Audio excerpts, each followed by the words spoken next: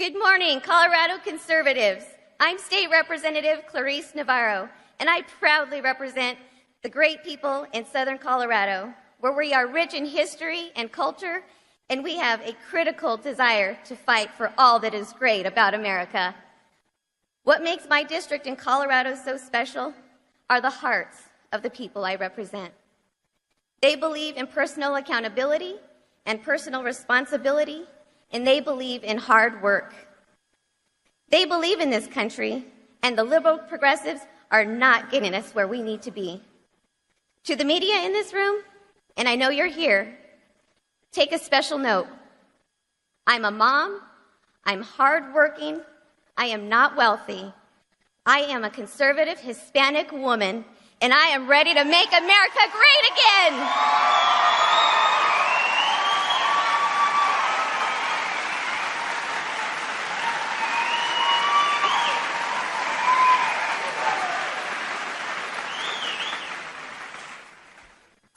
Let me be clear. I will be supporting Donald Trump as the Republican nominee for president.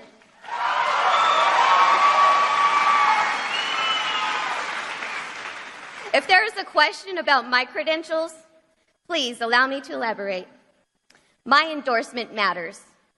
I have an A rating with the NRA, I have an A rating with every pro-life group, and I have a record of fighting for every taxpayer in this room.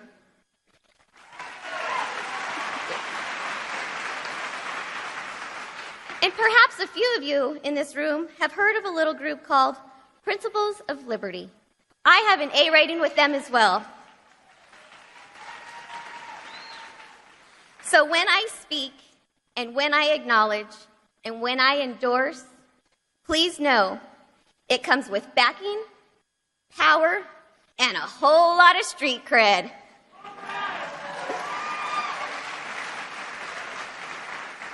We all know that the burdensome government regulations are not the answer to making America great again.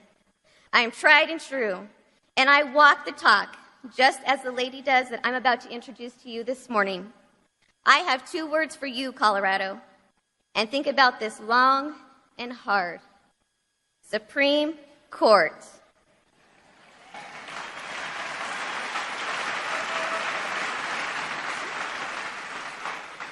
As a former governor of Alaska and the former vice presidential nominee, I have the honor of welcoming to the Western Conservative Summit a conservative political icon, a lady of courage, a lady of her word, and a lady who is ready to make America great again.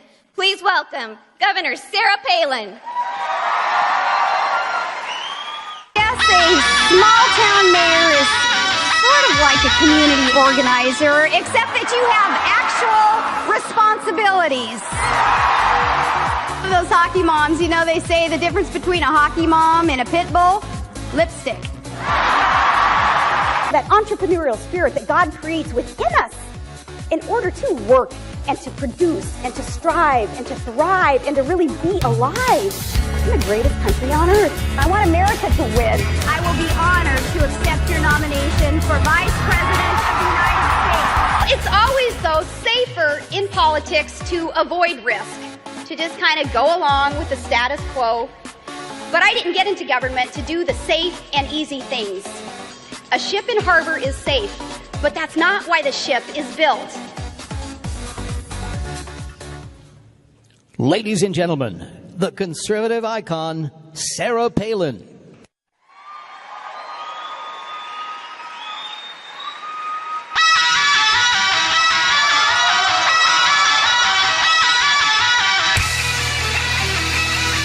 Thank you so much, Colorado.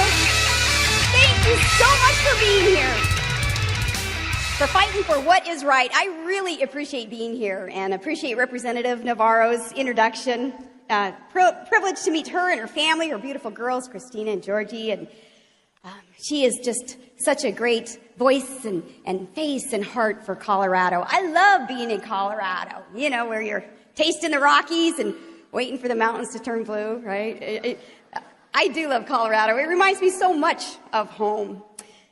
Also very excited to know that We're in the presence, not physically right at this moment, but hopefully soon he'll be addressing the summit, in the presence of Colorado's next great senator, Darrell Glenn.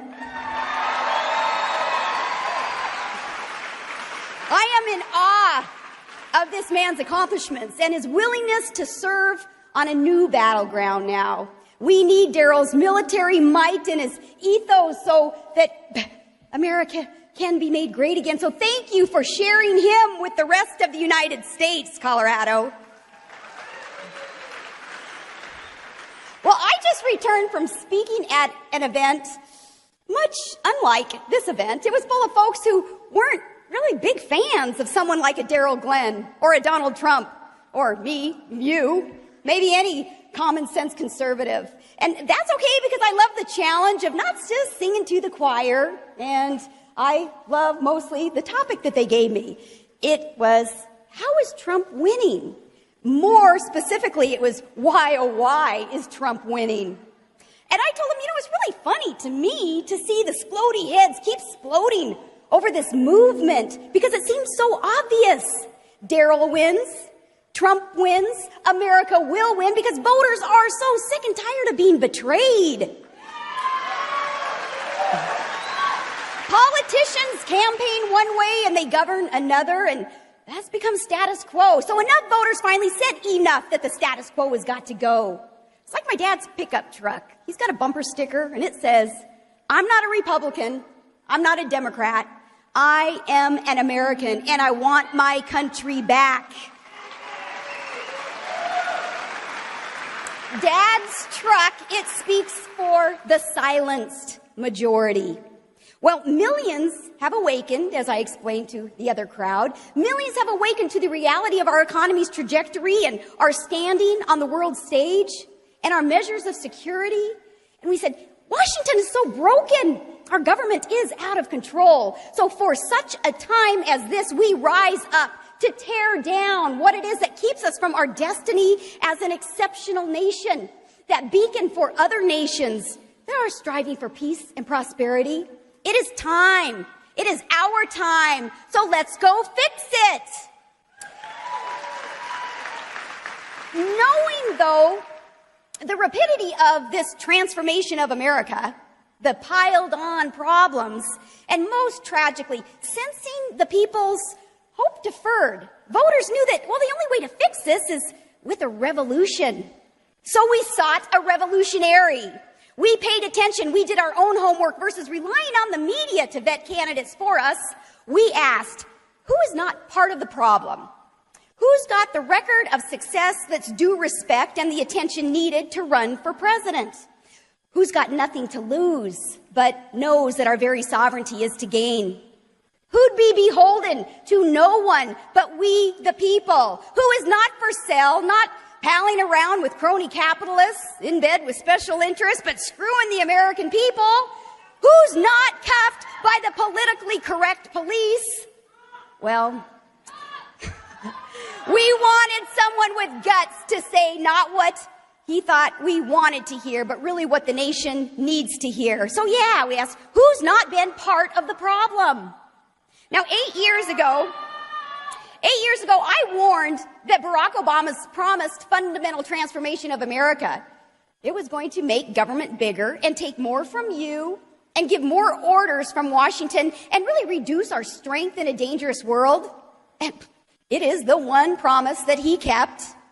And every thinking American now knows the repercussions. So thinking Americans sought and watched Donald Trump rip the veil off a rigged system that has betrayed your average, everyday, hard-working, garden variety, ticked-off American. And there are more of us than the disconnected left can ever even fathom.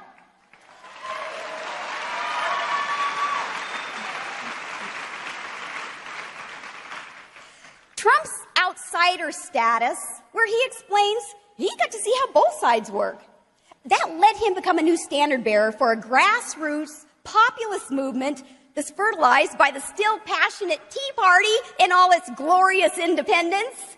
Voters really disgusted with the audacity of duplicity Well, where corporate elites bankroll campaigns, and with such disloyalty to the American worker, they actually arrange our political landscapes for their interests. Well, we found a messenger, and he wasn't found among the politicians insisting that they be elected and reelected, lest they have to come home and join us peasants under the laws that they passed, but exempted themselves from. Well, armed with secure identities as Americans, people of all persuasions jumped on board the Trump train. Chugging along on the primary trail, defying conventional wisdom of the, I say it with, I guess, all due respect, the loser consultants. And I term them loser consultants because they keep losing election after election after election. It's fitting. Well, defying that wisdom, Trump shattered voter turnout records. And like a golden wrecking ball, he shattered walls in the good old boys club. He knocked out the hypocritical intolerance that dares stymie freedom of speech with intimidation and those false accusations of sexism and racism just to stop debate. Now, those accusers, we saw a bunch of them this morning coming out of the hotel. Those accusers are the silly protesters at Trump rallies. You know, we've been telling him he should hold his rallies at his construction sites. You know, protesters aren't going to show up at a job site.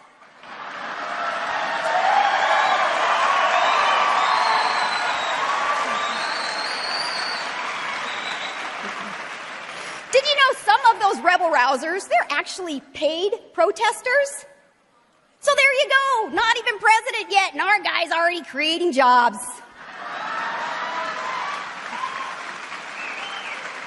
Well, they have tried that tired, worn, war on women warpath to jump on, and I asked, Trump supporters? We're anti-woman? Huh? Anti-liberal woman who blew it in Benghazi and BS'd in Bosnia and buffaloed business with her quid pro quo deals and hid emails in some dude's bathroom. That kind of woman? Yeah, sure. But women in general, certainly not. Well, momentum on this train, it built as the GOP wing of the good old boys club whispered, actually, that they'd throw in for Hillary against the will of the people in their own primary. And this exposed the establishment's con game. I know none of you are a part of it, or you wouldn't be here today, again, fighting for what's right. I hope you're not part of it, or you're going to be really ticked off at me with what I say next. The establishment's con game. See, more Americans were learning, it doesn't matter to the Beltway bubble boys and girls which side actually wins elections, as long as they get to keep their titles and their ratings and their power and their purses full. They win and we lose.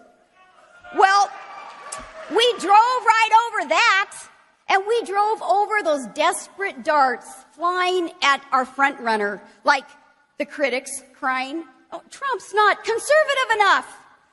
What would they know about common sense conservatism? What does handing Obama a blank check to run up $1 trillion deficits with no end in sight, and pushing endless wars with no path to victory, and inviting millions of unvetted illegals through our Swiss cheese borders to replace American workers, and wanting amnesty for millions of new Democrat voters, what's that got to do with conservatism? The establishment, those profiles and pudding, they bent over for all those things, and now they fret about ideological purity? Well, they got busted. So they panicked, and then they started feeding the left this idea that, well, all we had to fuel this movement was anger. Really, you know, that's some gall that they're lecturing us that we're too passionate about our country. Yeah, they stomp on our neck and then tell us to just chill out. Well, darn right, voters are mad. It's righteous indignation.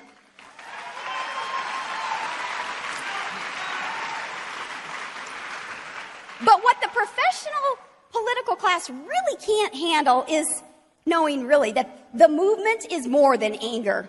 It's an optimistic, sensible, building up the people agenda, and that is good change. But to them, it's a threat. You know who's threatened? Those GOPers who insist that they'll never vote for their party's choice this time. They call themselves, that gang, they call themselves the never hashtag, the whatever. Okay. Oh, well, I just call them Republicans Against Trump, or RAT for short.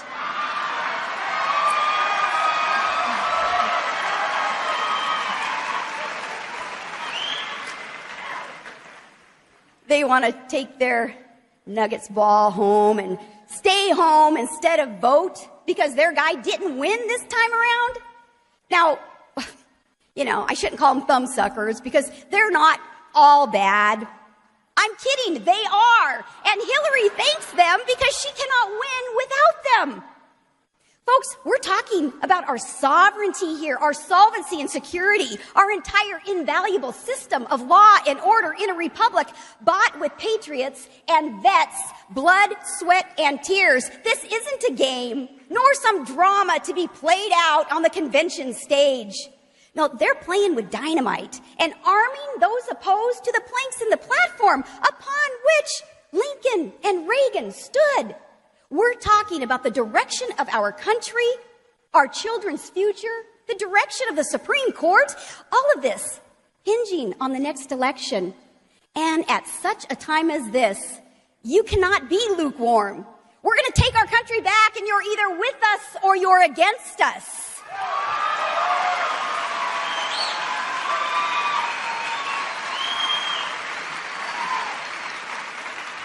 We'll take it back from those who lie, the professional politicos who really don't suffer but profit with open borders. They don't suffer but profit moving jobs overseas. They don't suffer but profit when lobbyists push reckless foreign policy. They profit from boondoggles like the Republicans' omnibus and Democrats' Obamacare, who give lip service to an oath in office, but really we can't even trust them right now to defend our rights. Look at the Second Amendment attacks recently. You know, after Obamacare's lie, did we not learn? His lie that, you know, you like your doc, you can keep your doc. Now it's you like your Glock, you can keep your Glock. Well, after being beaten down and divided up, voters sought plans then to rebuild our United States. We looked for a builder. We found a builder. Trump looks up and he builds big. Ask yourself, what have his critics ever built? And Trump connects. An unabashed billionaire. Not that there's anything wrong with that. Yet he still respects our hard hats and steel-toed boots. He knows that men in denim built this country, but DC suits and pantsuits destroy it.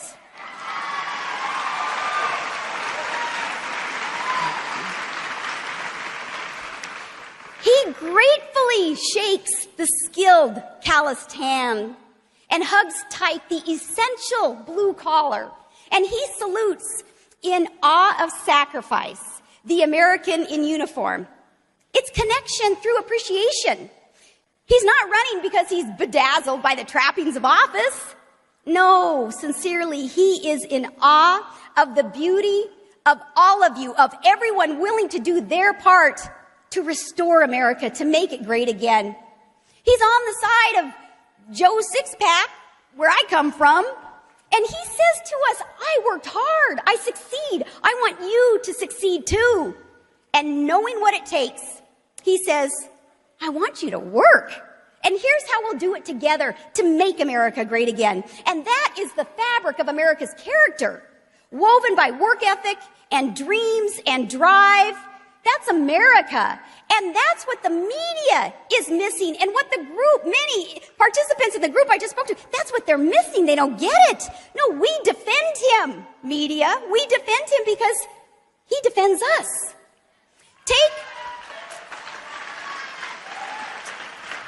those, the ugly charge of racism. This is so ridiculous. Trump has been covered in the spotlight for decades. Years and years, showing so many of his friends and colleagues of every race, color, and creed, great relationships with them all. And see, the press knows that because they're the ones who did the covering of him. And Trump was never called a racist until he decided to run against the Democrats. And that's the way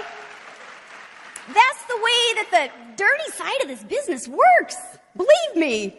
So now with him, we who are determined to clean up the crap spewed by hypocrites playing politics of personal destruction. No, together, we call them out. We call out the liars because we're going to make America great again. And this movement is exactly that. And this movement is about the providence honored in our Constitution. Trump is with us in withholding the oath, swearing to uphold what it is that has created our declarations of liberty. Trump will put America's blueprint first to strengthen us, especially as we face existential threats that others would ignore. The biggest, most sinister threat, it's Islamic ideology. That is ISIS. That is the death cult. The death cult that isn't even acknowledged with accurate verbiage from leftists with their heads left in the sand. And despite all the bloody evidence of a ghastly dogma, Obama won't admit that Islam put the I in ISIS. It is a clash of civilization that is our long twilight struggle. But if you transplant to your shores a foreign population that is hostile to the very things that your country stands for, you won't have a country for long. You can't have peaceful democracy with people who hate democracy, or a culture respecting life with anyone who would love death more than life.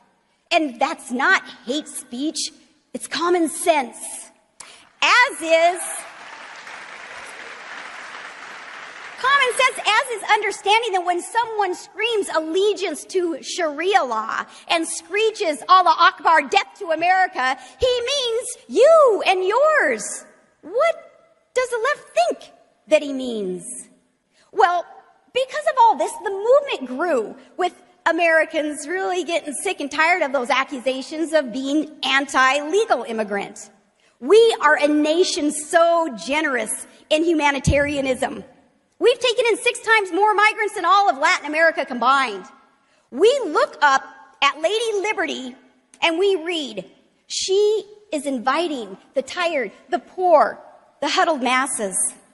But we don't stop there. We keep reading. Read the rest. She's saying, welcome, you yearning to breathe free.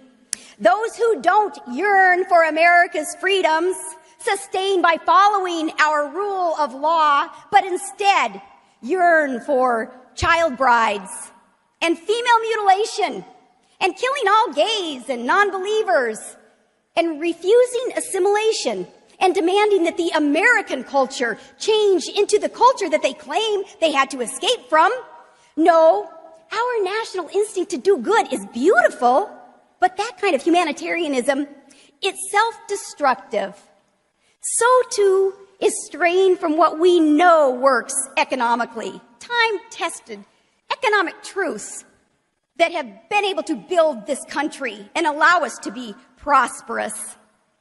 We desperately need leaders who understand conditions that create wealth and that they will favor those conditions. And that's energy independence and it's limited government, letting the private sector innovation soar. That creates opportunities. That's what creates jobs and less entitlement mentality that is eroding America's work ethic.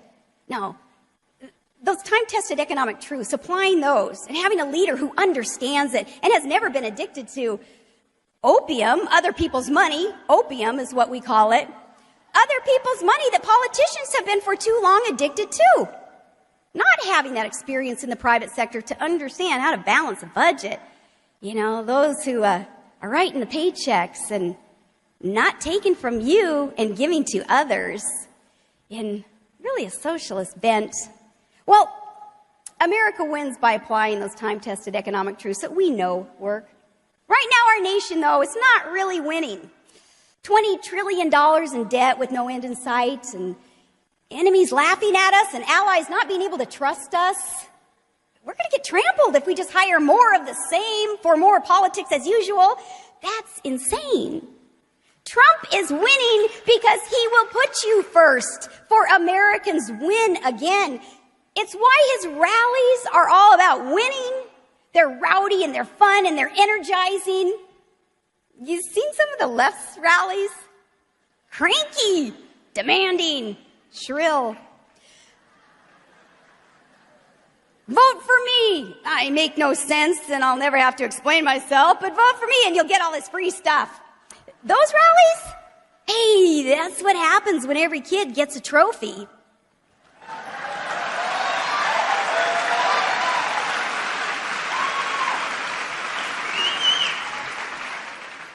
Speaking on behalf of so many Americans, Colorado, I can't thank you enough for being in the fight for what is right and wanting to find someone to serve for the right reasons, not expecting to make a penny off of us like too many politicians are doing today, but instead, with a servant's heart. You don't have to be doing this for us. We should be thankful. Thank you for putting up with some of the things that you have to put up with amongst our own tent. I'm glad the tent is growing, though. I'm glad the tent is growing with people understanding, these common sense, time-tested principles and truths that will make America great again. We'll apply those. We just needed that revolutionary who's in the right position to lead us to that. So it's really, really good to be among friends here today, Colorado. It is you fueling the movement to get us going in the right direction. The vigilant hopped on and shocked the political class because it was the disaffected majority that they had left behind. More are coming aboard, telling the driver, Mr. Trump, carry our standard into battle. We're silenced no more. Thank you, Colorado, from the bottom of my heart. God bless you and God bless the United States of America.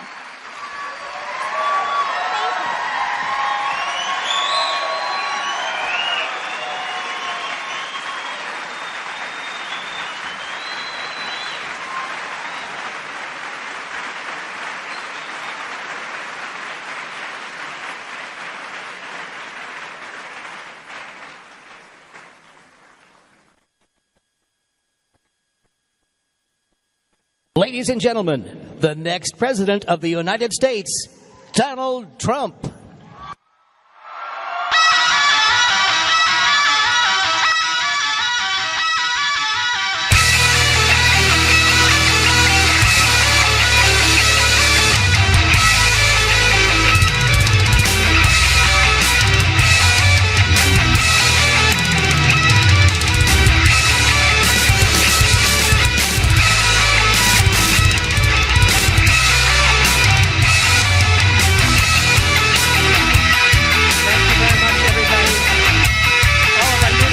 Teleprompters, I would have used them.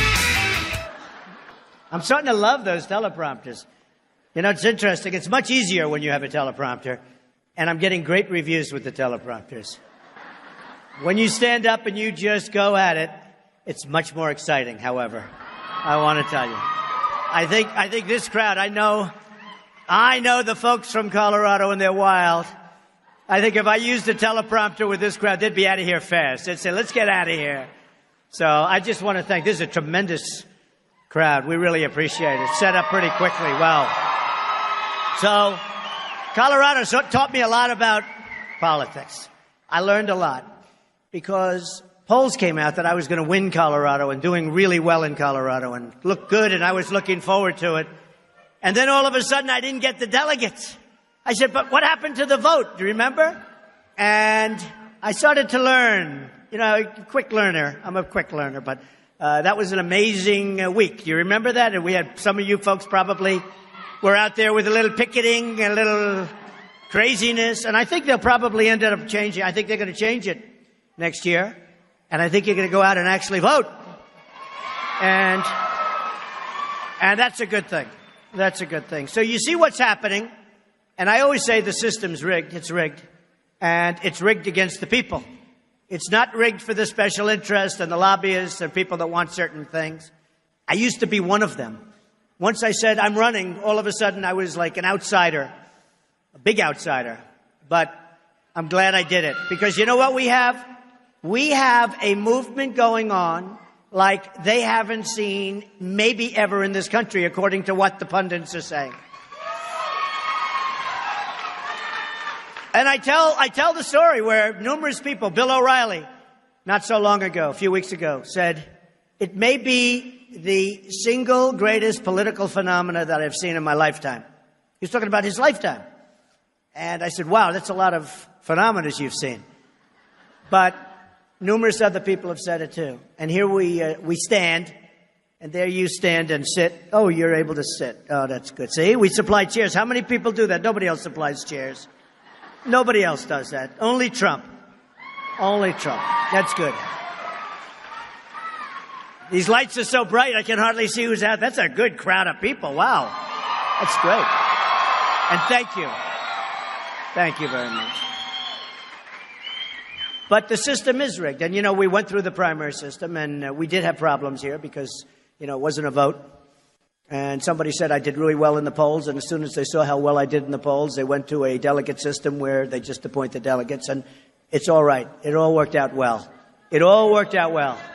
You know what? In the end, it doesn't matter. Here we are, right? It doesn't matter. And you have some terrific people in the state.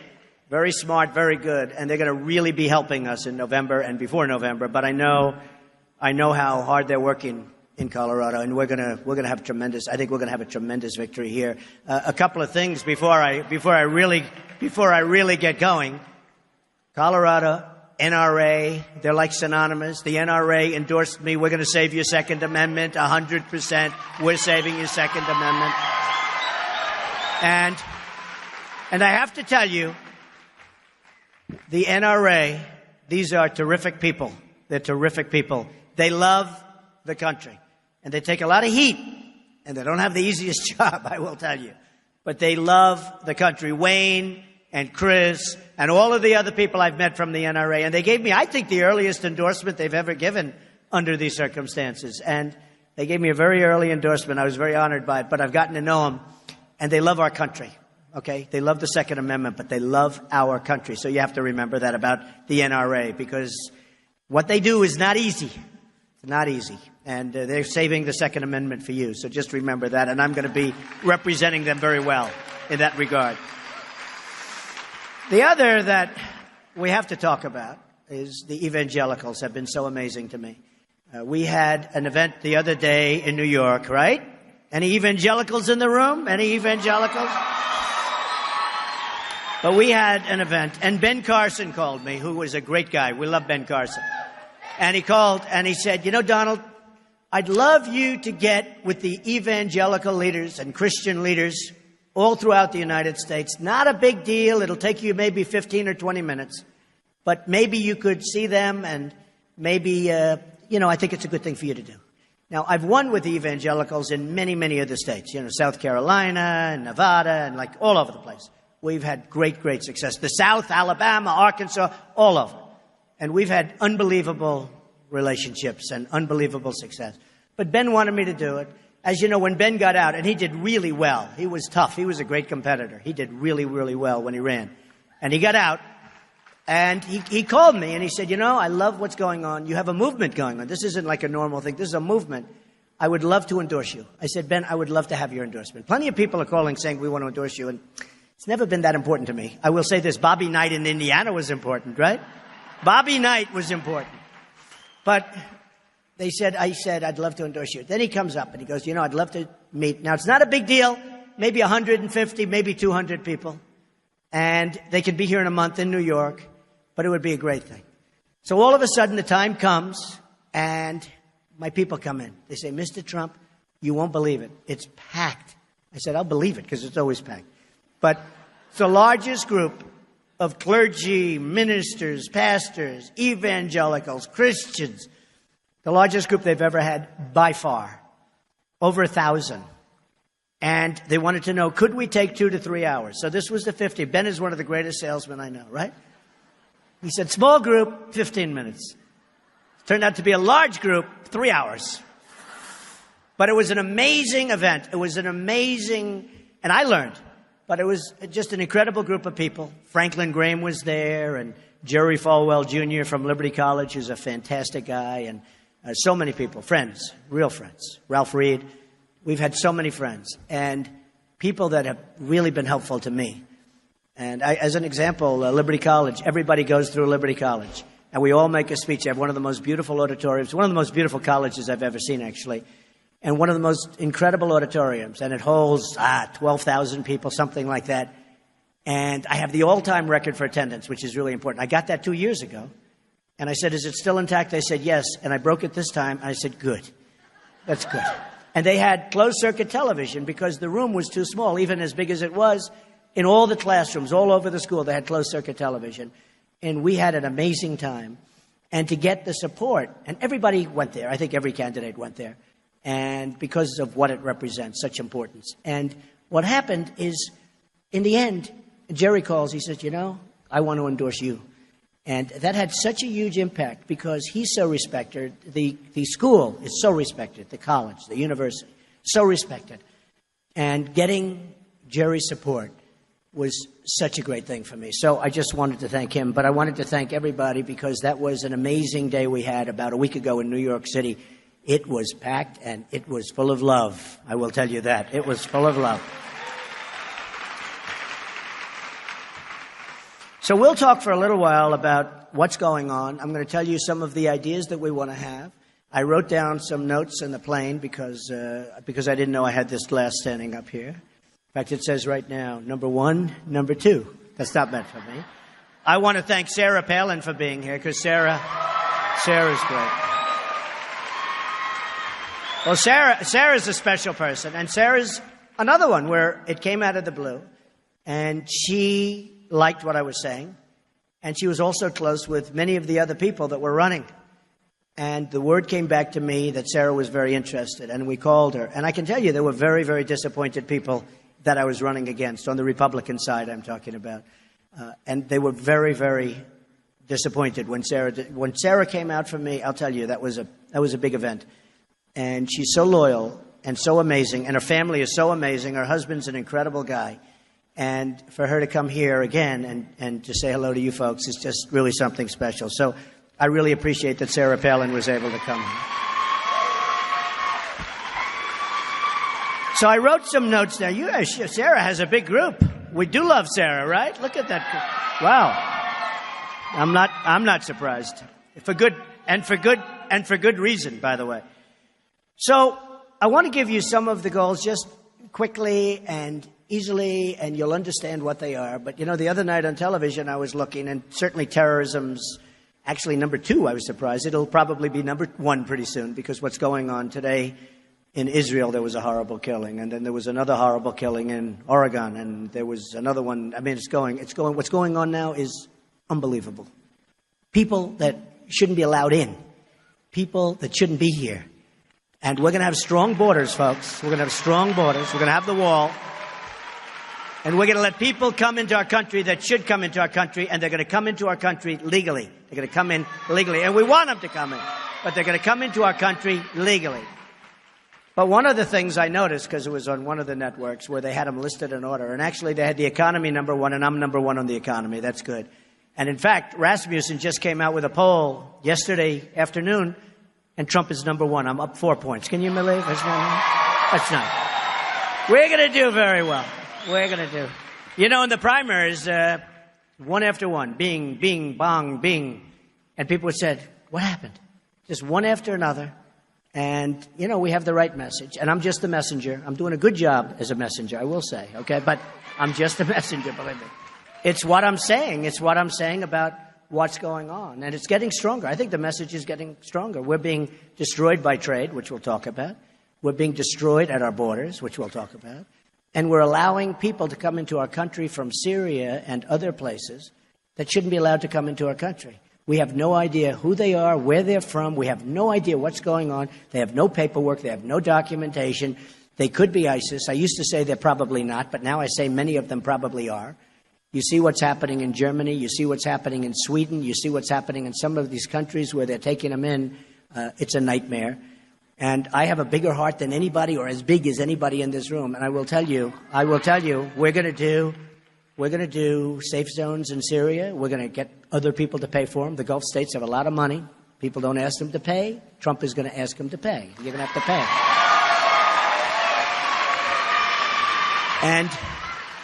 And we'll get it done. Believe me, we'll get it done. So one thing I just wanted to say, we're going to repeal and replace Obamacare. Healthcare was third on the list.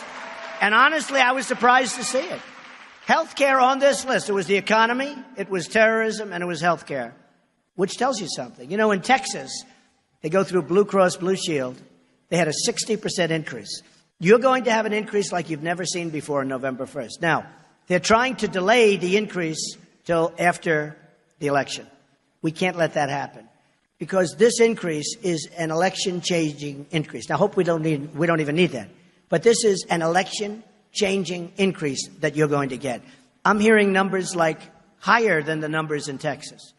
So 60% in Texas going through Blue Cross, Blue Shield. You got the Obamacare. 60% increase. Think of it. Think of it. Unimaginable. Well, it's also horrible because your premiums are going up, your deductibles are through the roof, and unless you die a really, really severe long-term death, you're not going to use it because your deductibles are so high. Your deductibles are through the roof, and people don't even get to use it. So they're paying more than ever, and they don't get to use it. And we're going to change that. We're going to repeal and replace Obamacare, and we're going to get something so much better and so much less expensive. Okay. I already talked about the fact we're going to save the Second Amendment, right? That's a biggie. We're going to eliminate job-killing regulations. The regulations in this country are killing us. We're going to have massive tax reform and simplification, a big lowering of the taxes, the biggest of anybody by far. Hillary Clinton is raising your taxes. She's raising your taxes substantially, and there won't be simplification. We're lowering your taxes. You watch what's going to happen with the economy. We're lowering your taxes. Big league and tremendous simplification. We're lowering business taxes. We're going to allow money. We have trillions of dollars outside of the United States owned by really the corporations have this money. They can't get it back into the country. And everybody agrees, Republicans, Democrats, that it should come back in. They can't make a deal. That's a deal that would take 5 minutes sitting around the room. But there's no leadership. So we have trillions of dollars. Who would not want to make that deal? They say $2.5 trillion. I say it's over $5 trillion. But whatever it is, it's massive. And companies, corporate inversion. Companies are leaving the United States because taxes are too high. But they're also leaving to get their money. They can't get their money back in. So they leave to get their money. So it's crazy. We're going to appoint Supreme Court justices who you're going to be very happy with. Such a big thing.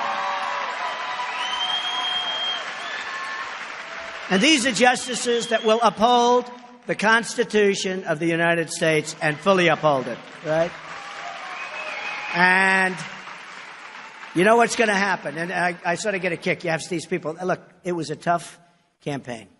It was a brutal campaign. Some of the people that do this professionally said it was the most brutal campaign in the history of politics in this country. I don't know if that's true or not, but we started off with 17 people, and there were a lot of bad things said, and there was one person that came out. And I understand, I understand. But they were really nasty to me, and I was really nasty to them.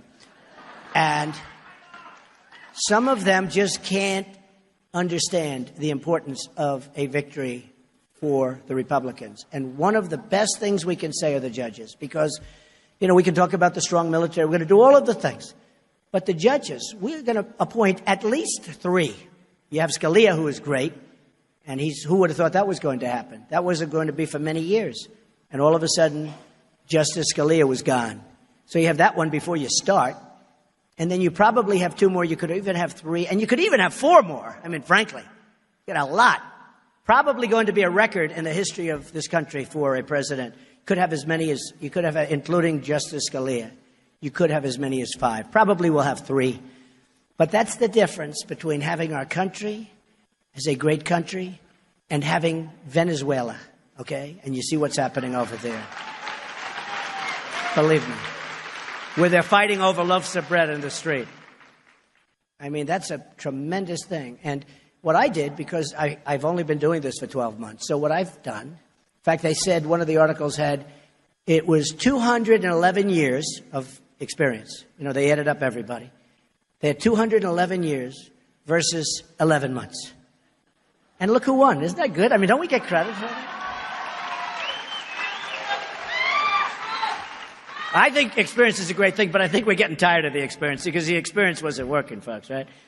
But because of the fact that I haven't been out there as a politician, people know me, but I haven't been out there as a politician, a lot of people have said to me, Senator Sessions, who's a fantastic man, and others, they've said, it wouldn't be bad. And I actually went in with the idea because I was getting criticized. They said, well, what happens if he appoints judges that we don't like? So I went to the Federalist Society, which is sort of the gold standard. Now, Hillary Clinton said the gold standard of trade deals is TPP. Now she's taken that back. You saw that, right? When you mentioned TPP will destroy you, folks. It will destroy. It'll take any vestige that we still have left in our country. It will destroy you. And she said it. Now, what happened is when she heard me being very critical of it, she realized I was right. So she said now she's against it. But she's going to approve it in 2 seconds if she ever won. And that will be as bad or worse than NAFTA, which was, by the way, signed by her husband. Okay? So we'll be. So I went out and I said, you know what I'm going to do? I'm going to pick 10 judges or 11 judges and we'll see what happens. And I picked 11, gotten from the Federalist Society, run through by a lot of great politicians that I know that are highly respected, senators and congressmen and great people, and loved. Went through Heritage, who's great, Jim DeMint in the group, who's a great guy. Jim is a great guy. We like Jim. Listen to you people. Wow. He is a great guy. Then we ran him through Heritage, and these are 11 people. I think I'm going to pick 4 more. So I have 15. And I'll pick from that list or people like that, exactly like that. And we're going to have great judges. And it had a big impact. But you still have people out there.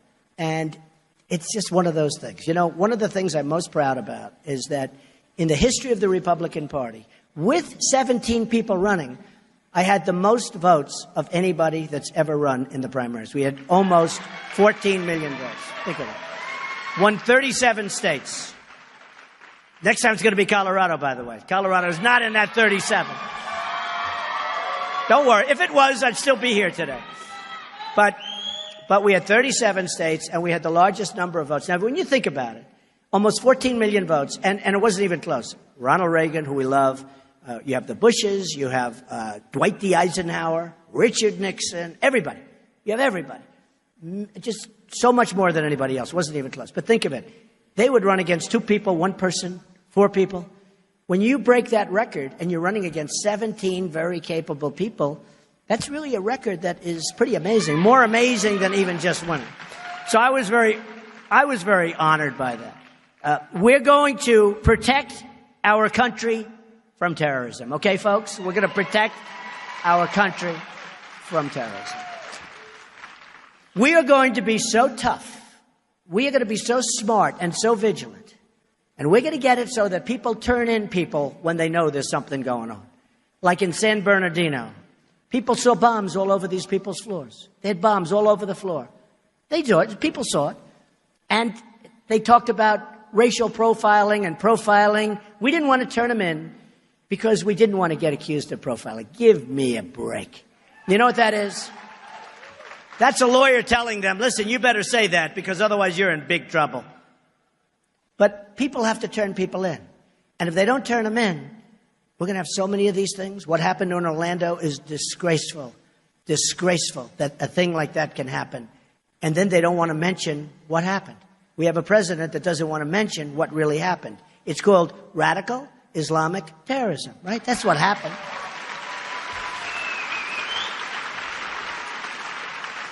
And you have crooked Hillary Clinton that didn't want to mention it either, but we shamed her into it, but she still hasn't mentioned it. She said, I will say, and then she didn't quite use the expression the way it should be, but I will say radical Islam. I will say it. Okay. But she's never said it yet. She said she will say it because we shamed her into it. Just like we shamed her into going against TPP. Was that the only reason she didn't do it? She'll do it, but not for the election.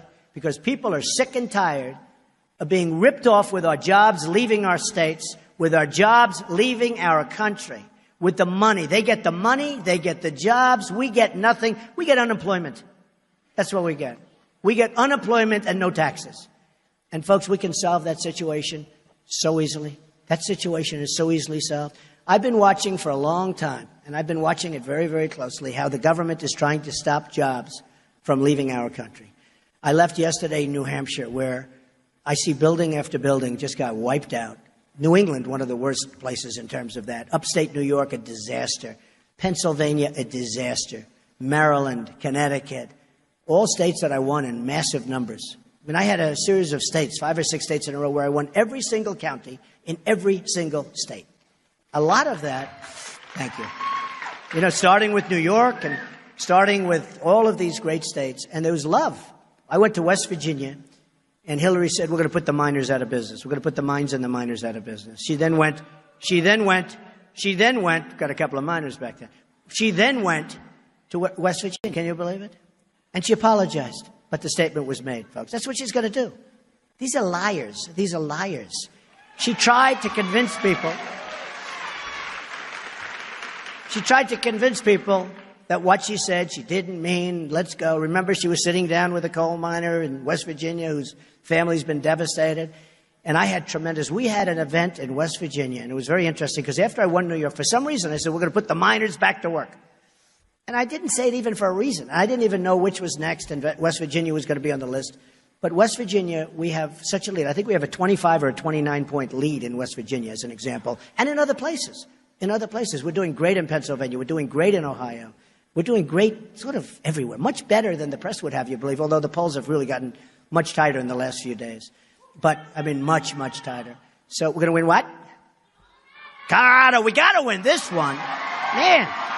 Oh, if we lose this. But, and we do have to win Colorado. I'll be back a lot. Don't worry about it. I'll be back a lot. It's going to be, I see the poll. We're either even or 1 point up in Colorado, so we got to lift that up a little bit. But we're going to be back. We'll be back a lot. No, it's very important. It's a very important state in terms of winning the election. A very, very important state. We have states where, you know, we have a tremendous lead and where they have a tremendous lead. One of the things that's happening with us is that we play, meaning us, meaning me, play in a lot of states that a Republican, more traditional Republican, doesn't play.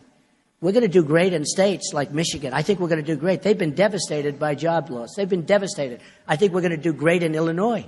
Normally a Republican, if somebody else won, they would never go to Illinois. I'm going to spend a lot of time in Illinois. I'm going to spend a lot of time in Michigan. I think we're going to win. I've been talking about cars moving to Mexico, car companies, Ford, moving to Mexico for 2 years, long before I even knew we'd be in this position. Nobody has been better to the state of Michigan and to the car industry than me in terms of what I'm saying and what I'm going to do to get the car companies back, number one, and to keep them from moving, because they're going to continue to move like you've never seen before if I don't win. We're going to have job loss like you've never seen ever before if I don't win. So I think we're going to play great in Michigan. Even in Connecticut, there was a poll that came out. This is a state that I love. I have so many friends that live in Connecticut. But this is a state that a Republican, a traditional Republican, would never spend one afternoon in terms of getting votes. And I'm going to spend a lot of time in Connecticut. And we may even give a shot to New York and California because we have tremendous crowds. We're getting 30, 35,000 people going to these places. So we're going to play in a lot of states that normally, obviously, Ohio and Pennsylvania and Florida, those are your states that everybody says you have to win, you have to win. But I think we have a lot more leeway than anybody else running for office from the Republican Party. And I think we're going to do great in these places.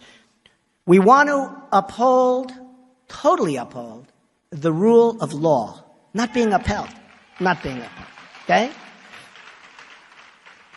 We want to cut down on the unbelievable crime that's pouring in and the crime rate generally, okay? We want to keep our children safe. We want to keep ourselves safe, but we have to. We have to. So many friends of mine, Jamil, as an example, Shaw, his son was killed by a person that came into this country, an illegal immigrant, should have never, ever been here. Kate, as you remember from San Francisco, shot viciously by somebody that was sent out of the country 5 times and will probably get off. I see the lawyer and they're saying, oh, maybe it wasn't him, and oh, it's terrible. It'll go on for years and years and years, what happened to Kate. And so many others. so many others. And we're going to have a country where we can be free to walk around and free to walk the streets and free to look at the beautiful Golden Gate Bridge with your father, like Kate was doing, and then shot from nowhere. We're going to have a country that's going to be safe again. Just remember that. We're going to have a country that's going to be safe. And we're not going to play games. We're not going to be politically correct, perhaps. But we're going to have a country that's going to be safe. We're going to make our government so important, responsible to the people, not to the special interests. The special interests control your government, folks. The special interests. I mean, you see what happened today where Bill Clinton goes in the other day into an airplane. Just happened to be, just a coincidence, you know. He just happened to be at the airport at this time. Think of it. Just happened to be at the airport. You know, when I first heard the story, I said, no, you're kidding. I don't believe it. I thought somebody was joking. But it's not a joke. It's not a joke. It's a very serious thing. And to have a thing like that happen is so sad. And as you know, Hillary is so guilty. She's so guilty. I mean, you can read them right off here. And how that's not being pursued properly.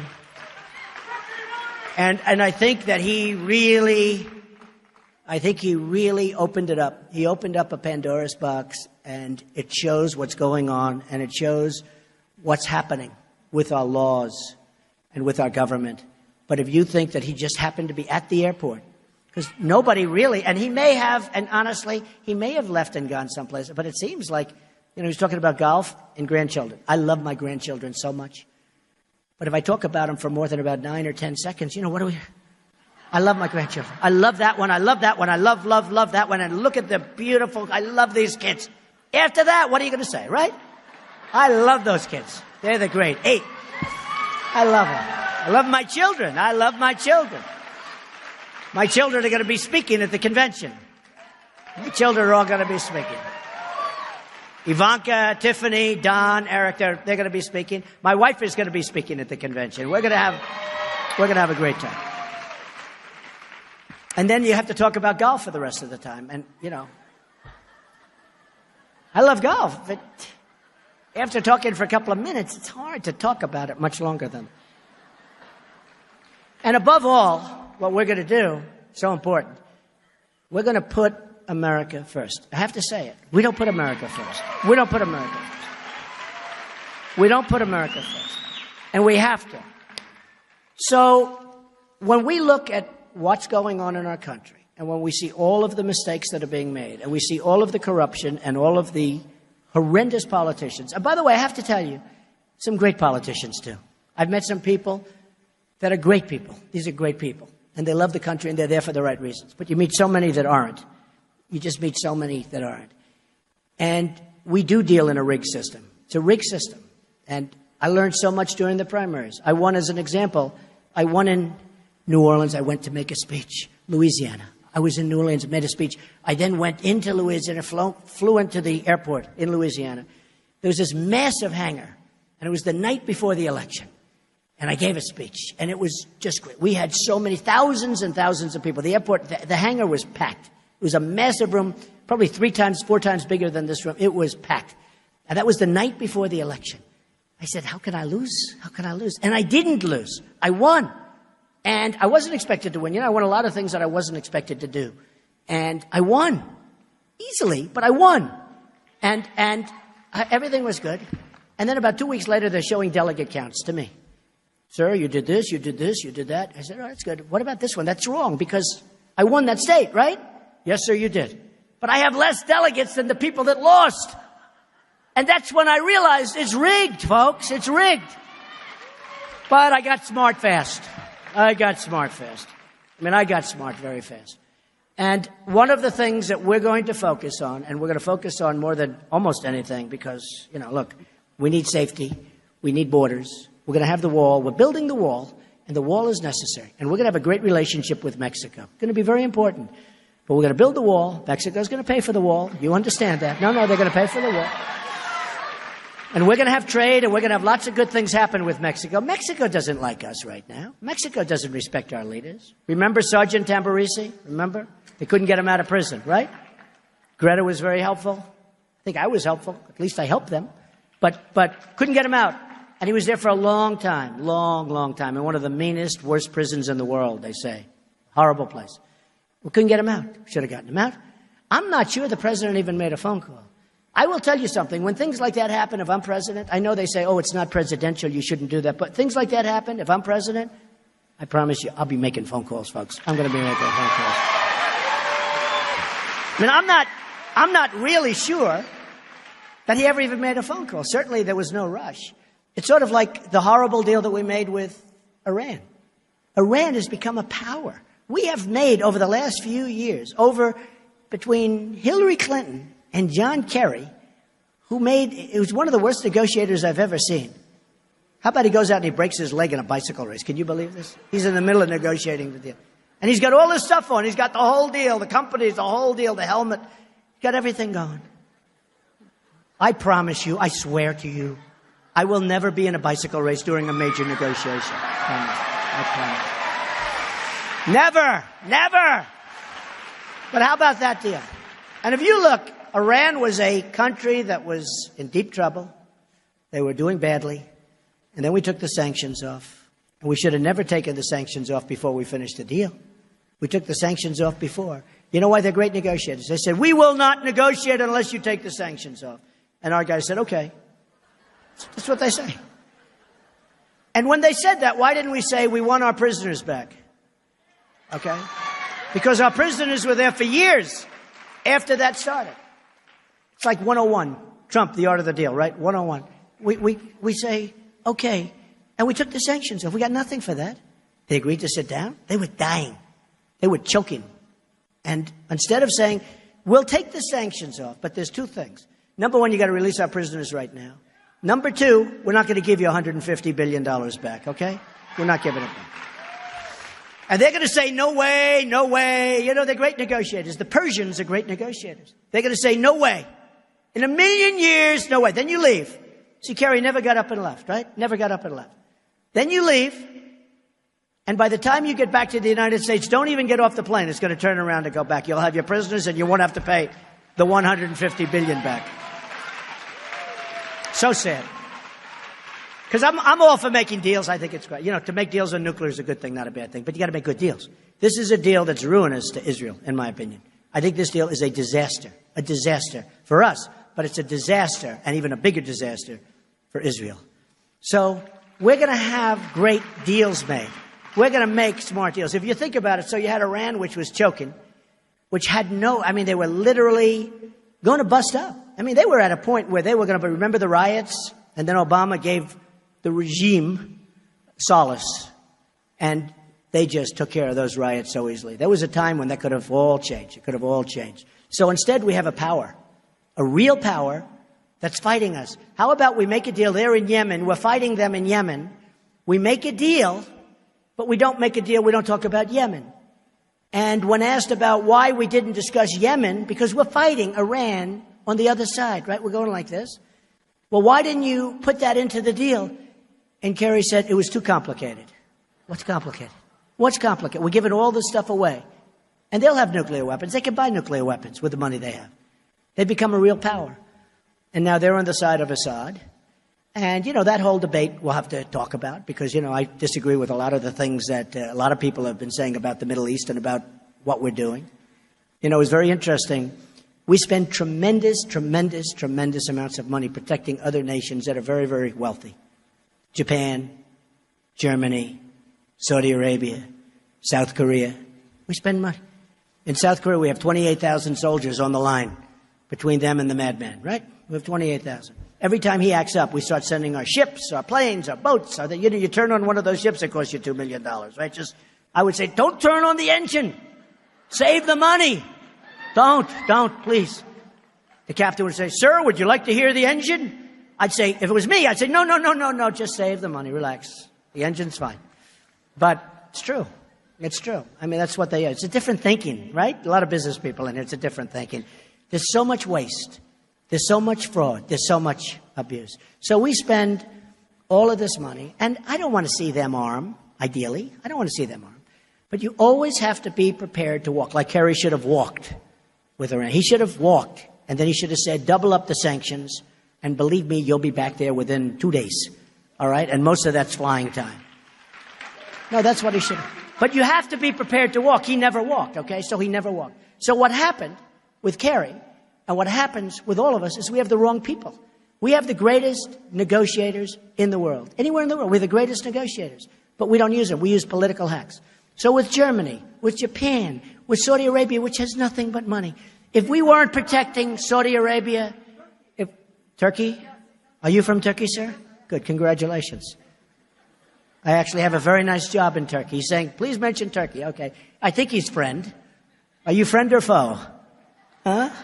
I think he's friend. But no, it's true. Turkey. And I do. We have investments in Turkey. I have investments in a lot of different places. But I will tell you, and Turkey, by the way, should be fighting ISIS. I hope to see Turkey go out and fight ISIS, because ISIS has, in a certain sense, taken very serious advantage of Turkey. They've taken advantage. And Turkey has a tremendously powerful military. And they could wipe ISIS out by themselves. I would love to see that. How would we love to see that? Because it looks like it was ISIS that did all the damage in the airport. That was Turkey. So I think Turkey is all of a sudden going to change and say, that's enough of this. And Turkey has the power to do it, and they have the power to do it all by themselves. They could do it, and they could do it pretty swiftly, too. So with all of these countries, we pay for the military, big portions, disproportionately. So I said, we have to get them to pay us. And I have a very good plan. I was right on NATO. You know, when they asked me about NATO, and I first said my statement, it's obsolete and they don't cover terrorism like they should. And on top of that, the countries of NATO aren't paying what they're supposed to be paying. It was on television. Everybody smiled. Oh, that's so funny. Funny. Like we're a joke. Funny. Then about 4 days later, they said, you know, Trump was sort of right. You have these people that study NATO, but they're so close to it. They're so totally close to it. They can't see the forest for the trees. Does that make sense? So about 4 days later, they said, you know, I said NATO's obsolete, and they don't have terrorism the way it should have. They don't even have the right countries for terrorism, actually. But they don't have terrorism as a big thing. And we're paying for so much, and a lot of these countries aren't paying what they're supposed to be paying, many of them. So we're protecting all these countries. They're not even paying us what they're supposed to be paying, and that's too little. So I made that statement. And I'm telling you, for 3 or 4 days, it was like Donald Trump doesn't know. Now, I'm not saying I'm an expert on NATO. Nobody ever asked me about NATO before. But I have a lot of common sense, and I have a lot of business sense. I built this great company. I built an unbelievable company. I have business sense. So 3 or 4 days later, all of a sudden, they start saying, you know, what Trump just said makes a lot of sense. Gee, So 2 weeks ago, I pick up the Wall Street Journal, and on the front page of the Wall Street Journal, headline, NATO to develop new unit for terrorism. That's what I told them. And then it announced one of the top people in the world, it is NATO, right? But one of the top people to be put in charge. Okay? I said, that's what I said. Now, my name was mentioned in the bottom. They said, Donald Trump complained. Oh, great. I didn't complain. I said NATO is obsolete because of that. That didn't mean abandon NATO. It didn't mean anything. Either you fix it or you have to develop something having to do with terrorism, but it's obsolete. We have a different world today than we had 40 years ago and 60 years ago. We have a different world. Even the Soviet Union is now Russia, but let's say Russia's damn strong, so leave it for that. But you know what? It's a different world. And I see things that a lot of people don't. I said, take the oil. I also said, don't go into Iraq. It's a big mistake. You're going to destabilize the Middle East. They went in. But I also said, don't go out the way we went out. We just went out. President Obama announced we're going to be out by a certain date. The only thing deceptive about that was the enemy said, nobody would have said that. So I don't think they believed it. And then the date happened, we left. And, you know, this all led to the formation of ISIS and lots of other things. But I said, when you go out, take the oil, right? How long have I been saying that? For years. And, you know, on television, they say, before I did that, they say, what is your plan? What is a plan? I said, I don't want to really say, because I have a really good chance of being elected. And I don't want to talk about it. You know, General Patton didn't sit on television and say, let's see, on July 16th, we're going to attack ISIS from behind. Where they're going to knock out a battalion over here, and we're going to drop so many bombs at this quadrant, and we're going to get, here's my plan. And by the way, everything, do you ever notice? Everything we do, it's always hard because we always have to say. So I say to the television people, I don't want to really tell you. I was on Bill O'Reilly the other night. I said, Bill, I don't want to really talk about it. Believe me, I know what I'm going to do. We're going to knock the hell out of ISIS. I don't want to really too much talk about it. But here's the problem. You got to get elected, so you got to talk about it. It's a little defective. You got to get elected, so you got to talk about it. So I said I'd go in with NATO, and I'd make NATO do something. And I'd go in, and I'd also get all of the countries around there that are really involved and have to be involved. And I'd go, and you got to clean it up, because these people are chopping off heads. They're drowning people. We're not allowed to waterboard, right? We can't waterboard. They're allowed to chop off heads. They're allowed to drown people. I said the other day, when they go home and they're together and they just chopped off 50 heads, drowned 200 people, and then they say, in the United States, they don't allow waterboarding. They think we are so stupid. They think we are so weak.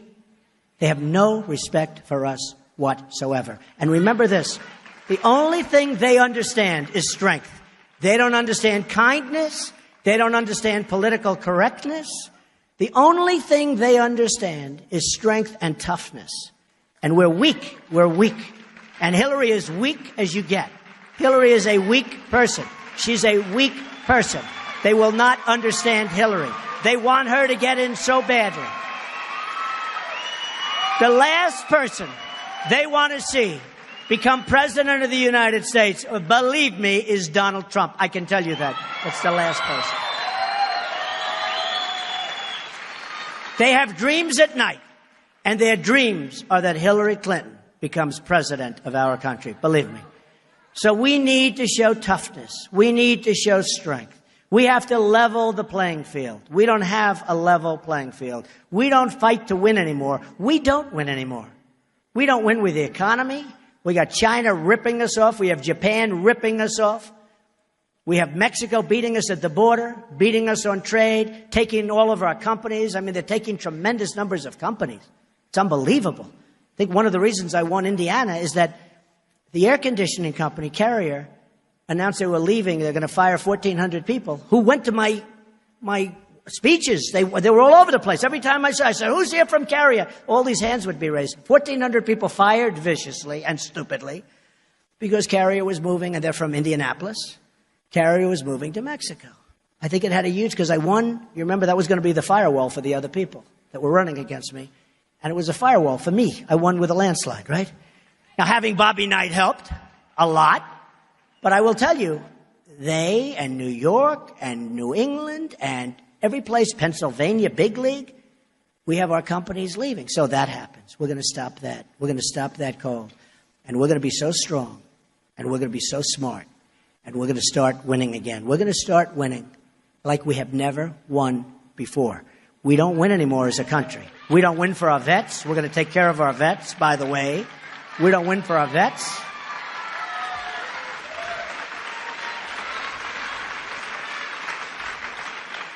We don't win for anything.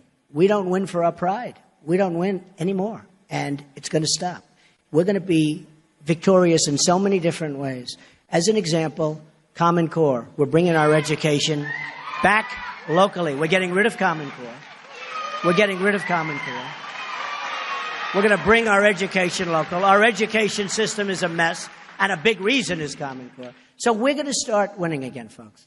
We're going to win with our military. We're going to win for our vets. We're going to win with education. We're going to win with healthcare. We're going to win big, big, big with trade. We're not going to have these deficits of $500 billion a year losses. We have with China $505 billion a year. They laugh at us. And everyone talks about free trade. I was asked the other day, they said, well, what's your, I know free trade so much. I know free trade, fair trade. I can give you 20 different names. Okay? They said, well, what's your definition? What do you like? I said, I like trade where we make great deals for the United States. That's what I like. That's my definition. That's my definition of trade. I know every form of trade. I know every form of taxation. We're going to make great deals for the United States. We have the greatest negotiators in the world. We don't use them. We use political hacks. We're going to make great deals for the United States. So we're going to bring our money back. We right now owe China $1.8 trillion. We owe Japan $1.6 trillion. Think of it. Japan sends us millions of cars, and we owe them $1.6 trillion. You know what I call that? A magic act in reverse. It's like a magic act. So, folks, we're going to start winning again. We're going to win so much that the people of Colorado are going to be sick of winning. You're going to say, oh, I can't stand it. This guy, this president, he wins too much. We're not used to it. We can't take it. and your representatives and our great head of the Republican Party, who is a great guy, by the way, and I thank you for introducing me. I'm going to get calls in the White House. Mr. President, please, sir, please, we don't want to win this much. We're winning too much. My people in Colorado are going crazy. We just don't want to win. Not that much, just a little bit. I'll say, no way. We're going to win, win, win, and we're going to make America great again, okay? So I want to thank you all. I love you, folks. Get out there. Get out there and vote. We got to get out there and vote.